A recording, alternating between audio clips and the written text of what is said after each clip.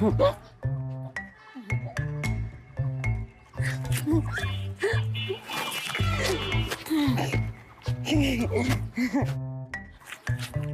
কানি